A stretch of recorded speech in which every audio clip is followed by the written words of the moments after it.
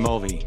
Back again. Back again. Zach Strickland here at FreightWaves and talking to you about the freight market and the economy and all the global supply chain fallouts that happen, February 8th, if you're listening to us live. Yeah. I mean, it's crazy that it's already February. And, Yeah. And not even just February. It's that we're a full week into the month already. And it's like... February flies. Well, it should. It's the shortest month. But this week felt like a long time because considering it's Thursday, but it feels like it very well could be Friday. But, I mean, overall, it's still one of those times. It's this time of year... traditionally for transportation is very slow. Yep. And we're, we've actually seen lots of activity and there's been lots of storylines thanks to some pretty negative stories, but it's still like more active than I think we're traditionally accustomed to. I mean, Kevin Hill used to chat about how cat memes were kind of like what you did back in the day in transportation is you sat around and you made memes and because there just wasn't that much activity. Yeah. Now, I think that's still true to the extent that the freight market is still very much in a recessive state, or it feels like a very recessive state, especially to the 3PLs of the world and the carriers. Yeah. And you look at it, I mean, like you said, I mean, at the end of the day, it is still February, and the market moves in these cycles, and it's one of those you see it every year. It's just the level of activity relative to other Februaries, I think, is where you need to, or Januaries is where you need to measure it, not relative to what we just came off of. And that's the challenge that happens. We can put this in context with a quick Market in 2 update here, because I think this is really what tells the story. If you want to go ahead and just kick us off and count me in. Zach, are you ready in 3, 2, 1? All right, let's get things started. So normally I show the OTVI. This is the contract load accepted volume. This is its cousin. It only has accepted volumes accounted for in this. And I think this is a much better index to look at from a historical standpoint, year over year over year over year. You've got the last 5 years on there. The most recent one in white, you can see that it is clearly outperforming 2020 in blue, 2019 in orange, and last year in the light colored blue, but it's not that far away from where we were in 2021, which is hard for a lot of people to understand. Of course, 2021, we had heightened rejection rates. 20% of them were getting rejected. Theoretically, we were at a limit, but they were coming down in January. The market was cooling in January before the winter storm event hit Texas.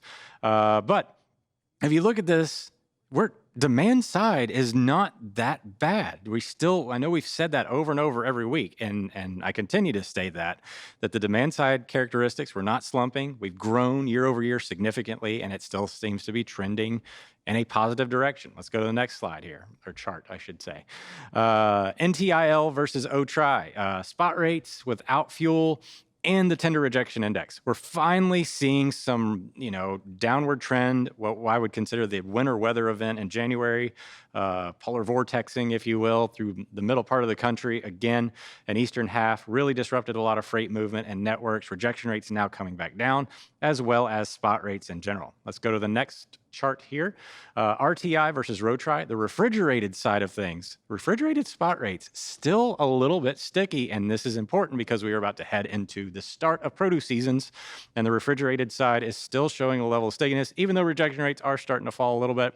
Last but not least, the carrier details chart here showing capacity leaving 12% faster than it was this time last year, Tony. That is that's a good, and that's the good sign, right? I mean, let's stick that chart back up there. That chart let's talk about this one for just a second, because this is the one that gets, I was at Manifest this week and the conference out in Las Vegas. And this, of course, is what's top of mind for most transportation service providers.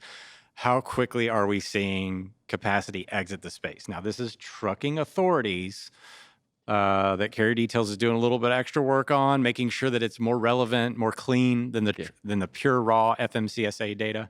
But we're seeing, you see that line that I'm drawing there? It's a line that I've drawn from the same period last year, from about end of November till last week.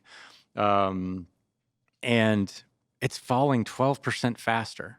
Yeah, and the takeaway when I look at this, it's what the market needs. So it's moving. We talked about it before. I mean, here, whether it was on FreightWaves now in the past, I mean, just wherever, that capacity needs to leave the market, and we thought it would leave faster last year. Well, it turns out it's leaving faster now than it was, which kind of makes sense, where you have this slower, like the tail of this capacity leave is longer than what many thought it would be. And I mean, my takeaway is, if this continues to accelerate, which typically it doesn't. I mean, you look at it, pick back up. Normally it does. You can see, historically speaking, every year, even when it's growing, it kind of lulls over the winter. And so it'll probably move closer to zero, picks back up in the spring, because I mean, there's more activity in the spring, right? But I mean, I think the one key takeaway is you look at that loaded. Will there be this year? Well, that's it feels that like there will be. And I only say that because if you look at upstream import demand, right? Looking at, I know we'll talk about it maybe here in a little bit, but you start looking at what's coming from China, US. Yes, Lunar New Year starts on Saturday. Yeah. But that uptick leading into it is quite strong in goods coming and TEU volumes coming from China to the US. That's eventually going to flow into the domestic transportation market. You go and look at where, I mean, it's really going to benefit the West Coast. And I say that because, one, Panama Canal water levels so far this year are starting out even lower than where they were last year. They're projected to fall because it's the beginning or the midpoint of their dry season, right? It goes through May.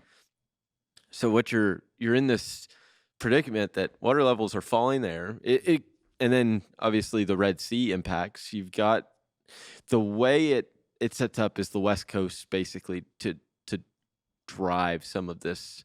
And the West Coast volume, I mean, Craig and I talked about this on the last State of Freight. Like, when the West Coast is active, it stretches capacity. Yeah. You know, you have, like, when there's not a lot of West Coast activity, carrier networks can kind of condense. And they condense on the eastern half of the country. Where have rejection rates remained high over the last, couple of months that really shouldn't be, and that's the Pacific Northwest. Yes. Like, I mean, I know they've had some weather there as well, and that impacts of course, the I-90, I-80 corridors, but it's still an area of the country that carriers don't pay attention to, especially this time of year. So it leaves an area that has not a lot of freight very exposed to disruption. Absolutely. I would even argue that West Coast, Southern California rejection rates are elevated. They're at 4% or whatever, but that's high relative to where they were. So I think that's it kind of goes into that. You can see, and then you look at Atlanta, Dallas, Chicago. I mean, Chicago, we can make the argument it's still the hottest market relative to a market of its size. But I mean, Harrisburg, all of these markets on the eastern half, rejection rates are low relative to where they would, or I should say low. They're higher than where they were last year, but they're not as high as they are in Southern California relative to where they were last year. Sure. If that makes sense. Yes. So it's, we're seeing kind of these burgeoning like force in the freight market. It's not dramatic. The winter weather stuff we all know is kind of fleeting.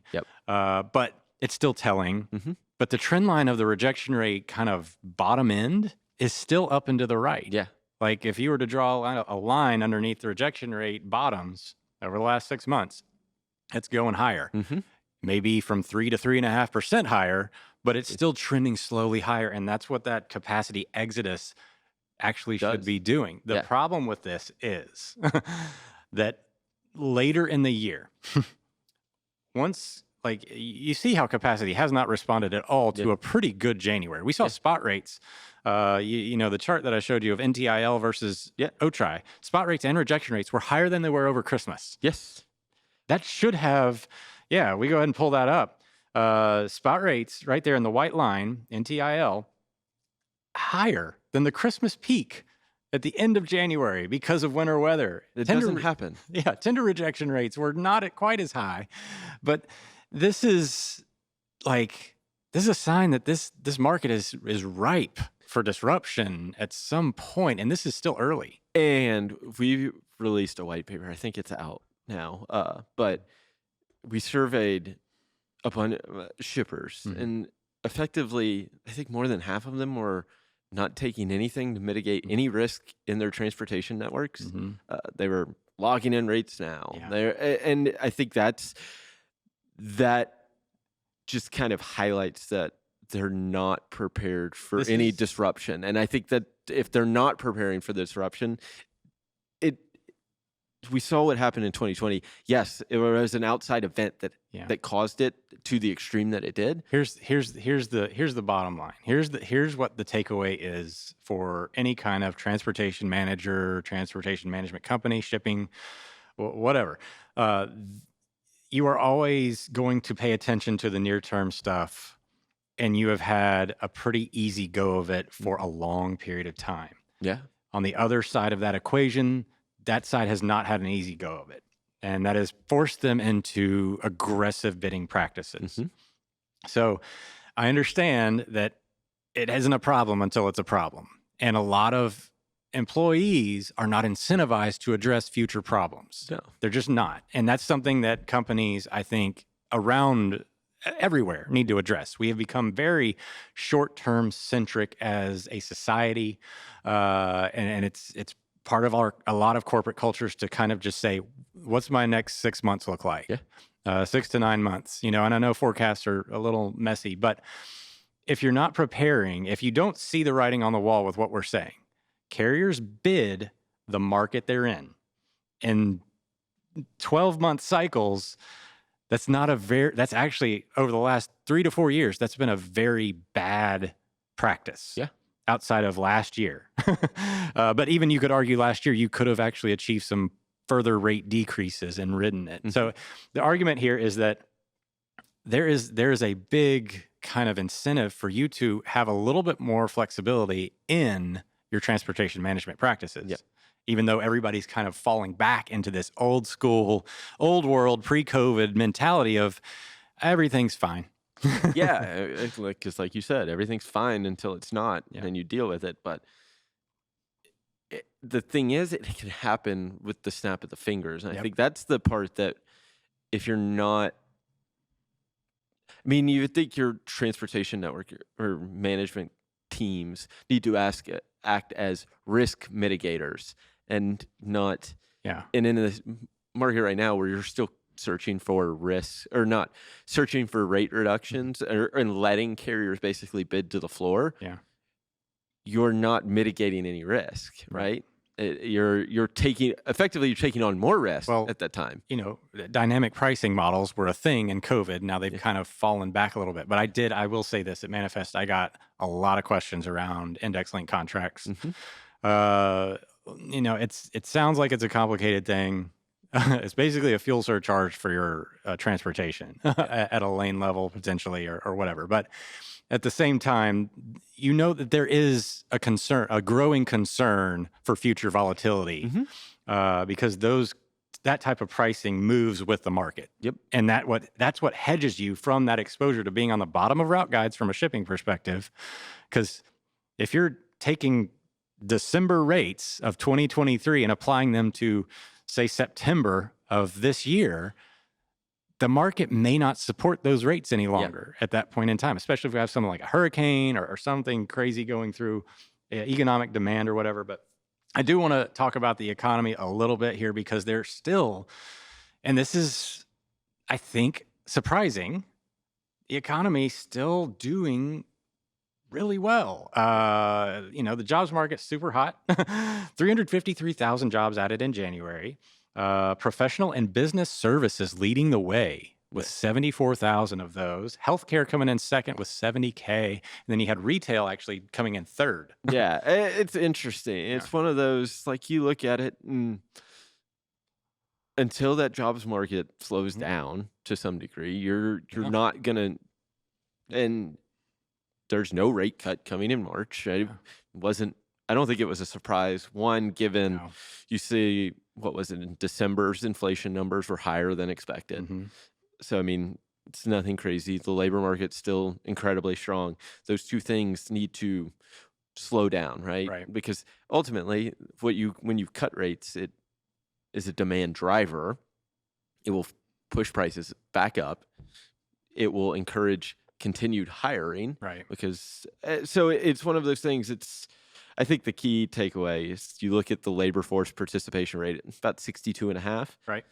It's up from bottoming, but we have in 2020, but It's still still historically low. low. Yeah. But you also have an aging population in the U.S., so that number should naturally, you would think it would decline to some degree, but it's still low. It means People are still not jumping back in there like No. they were. I mean, I think the pre-COVID high was 63.5%. So And again, this feels like small percent, but when you're talking about these large amount of numbers, I mean, again, yeah, you're talking a percent move here and there. I mean, we bottomed at 60.2% in COVID, and I think it was April of 2020 when everybody was furloughed. Yeah.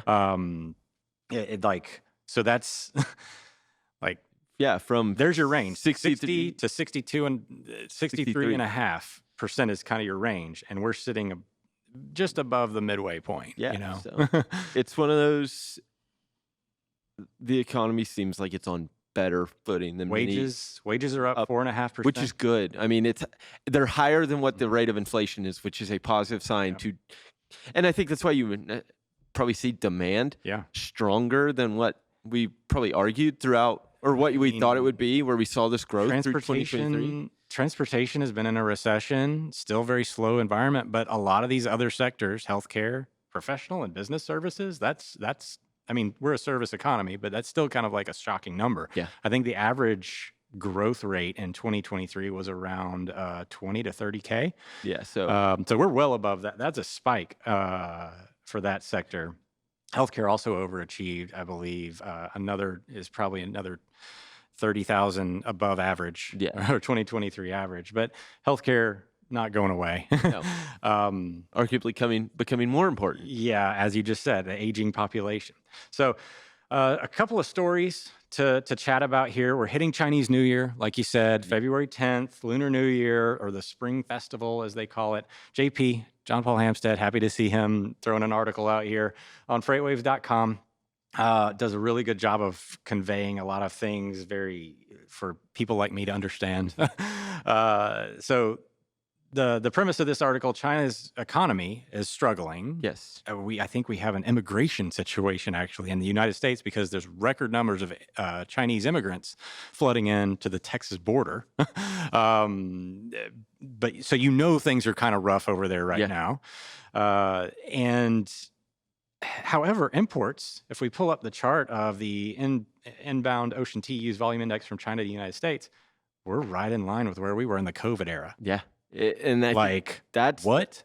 Yeah, you wouldn't think that. I mean, you start looking, we talked about it here. I mean, and then you can look at it, it's lagged. I mean, inventory to sales are still historically low. That ratio is still historically low. It's this, from a perspective, it's interesting when you think about it from an importer perspective, right? You're seeing the economy slow in China. I mean, what? Is it the Hong Kong exchange? Like, there's a risk of like a market crash, and like it's like this weird dynamic that goes on, because from an importer perspective, you want their economy to be relatively strong because you need to continue to manufacture things, right?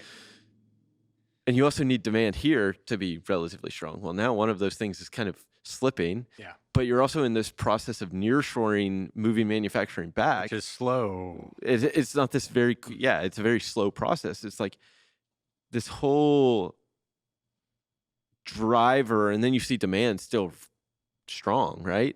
It's the market's declining, but import or exports effectively from there still relatively strong. It's funny how it ultimately plays out. You look at, I mean, Descartes put out their January import numbers, and they're like well above where they were last year, well above 2019. Like, yeah, it's a demand. It's not a demand problem here. No. here. And I think that's where this highlights Yeah. too. According to the Port of Los Angeles Port Optimizer, week 6 TEU volumes were up 38.6% compared to the same week last year. Yep.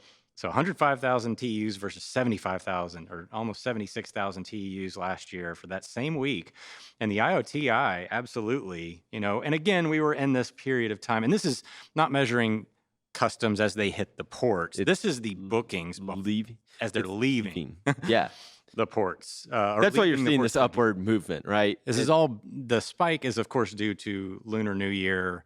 I mean, yeah, you look at the ramp on each year, you can see it. It lines up almost identical. The question is going to be how much of this is a pull forward versus how much is this true demand? And then when we come back from it, or back from the Lunar New Year, because you will see a dip like you have every other year. What does it look like on the other side of that? I think that's going to be the more telling. So this tells me a few things. One is that importers are very optimistic about their demand situation. But two, their inventory levels are also much tighter than they were. Yes. And I think this is kind of a two-headed, double-edged sword here. Like one is, okay, so their forecasts basically are being more optimistic. The economy is supporting this as well. What has happened already supports this. Yes. So a lot of people have some built-up optimism. And that means that the freight market should eventually kind of feel that pressure. So demand is not, it doesn't look like that's going away. The capacity as it continues to erode is going to fall down. And that momentum is just not slowing. Yeah. Supply moves so much slower. Well, yeah, it goes into the chart we talked about, I think, last week that carrier details total trucking authorities versus the outbound tender volume index. That gap between the two, you can see how it lagged that capacity was to leave the market. The point I've been trying to in the past few months is those numbers don't have to cross to be felt. No. What you need to be feeling is capacity leaving the market and demand increasing. It doesn't matter if they cross. It's that the perception. It's as they come together, it's going to feel a lot tighter than it is. The problem is they will cross over at one point, and it's how long it will go through it unless demand subsequently falls too, and it doesn't look like that's going to happen. Yep. Now, I think the other takeaway here is that I don't foresee a lot of demand side spikes in the future. So the disruptions are purely going to come from the supply side, which unfortunately for a lot of people out there will be completely opaque. It's the harder side to forecast or plan for because you can't see it. Yeah, there's too many. The market is too fragmented to come to any. I mean, this is where the tender rejection index can signal these changes better than being able to. The true capacity metrics. Oh, 100%. You'll see it early with the tender rejection rates. There are already signals there, especially from the refrigerated side. The last story I kind of want to hit here, XPO shares jump 18% on big Q4.